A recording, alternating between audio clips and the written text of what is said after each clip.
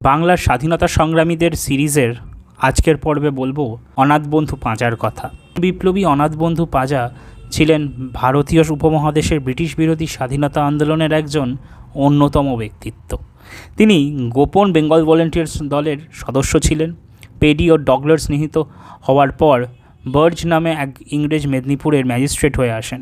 1933 সালে 2রা সেপ্টেম্বর অনাথ বন্ধু পাঁজা এবং তার সঙ্গী মৃগেন্দ্রনাথ দত্ত কর্তৃক নিহত হয়, কিন্তু পুলিশের গুলিতে তিনি ঘটনাস্থলেই এবং মৃগেন্দ্রনাথ পরদিন মারা যান। অনাথ বন্ধু পাঁজার জন্ম মেদিনীপুর জেলার সবংয়ের জলবিন্দু গ্রামে একটি দরিদ্র মহিষ্য চাষী পরিবারে।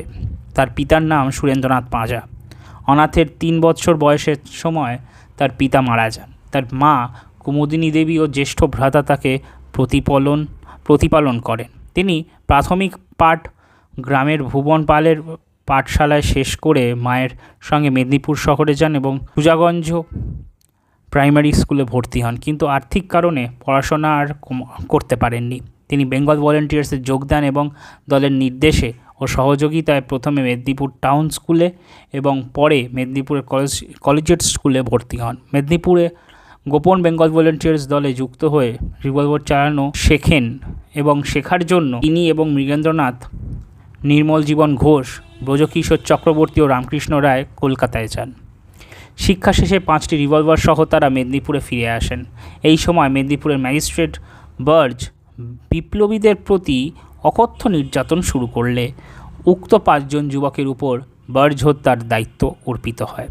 1943 সালের 2রা সেপ্টেম্বর শ্বেতাঙ্গ ম্যাজিস্ট্রেট বার্জ সাহেব মেদিনীপুর কলেজ মাঠে মোহামেডান স্পোর্টিংয়ের বিরুদ্ধে মেদিনীপুর ক্লাবের হয়ে ফুটবল খেলতে নামেন।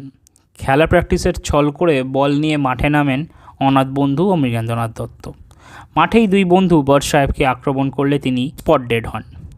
জোন্স নামে একজন আহত হন। পুলিশ প্রহরী দুজনের উপর পাল্টা গুলি চালায়। এতে তারা 2 জন নিহত হন এবং অপর সঙ্গীরা পলায়ন করতে সক্ষম হন। এই ঘটনার পর ব্রজকিশোর চক্রবর্তী, রামকৃষ্ণ রায়, নির্মল জীবন ঘোষ, নন্দদুলাল সিং, কামাখ্যা ঘোষ, সুকুমার সেন, সনাতন রায়ের বিরুদ্ধে ষড়যন্ত্রের মামলা হয়। বিচারে ব্রজকিশোর, রামকৃষ্ণ ও নির্মল জীবনের ফাঁসি হয়। নন্দদুলাল, কামাখ্যা ঘোষ, সুকুমার সেন এবং সনাতন রায়ের যাবজ্জীবন দ্বীপান্তর দণ্ড হয়। অনাথ বন্ধু পাঁজার স্মৃতিতে তার গ্রামের অদূরে হরিহাট অনাথ স্মৃতি বালিকা বিদ্যালয় নামাঙ্কিত হয়েছে। বাংলা তথা ভারতবর্ষের বীর বিপ্লবীদের কথা শুনতে ফলো এবং সাবস্ক্রাইব করুন সমাচার দর্শনকে। ধন্যবাদ।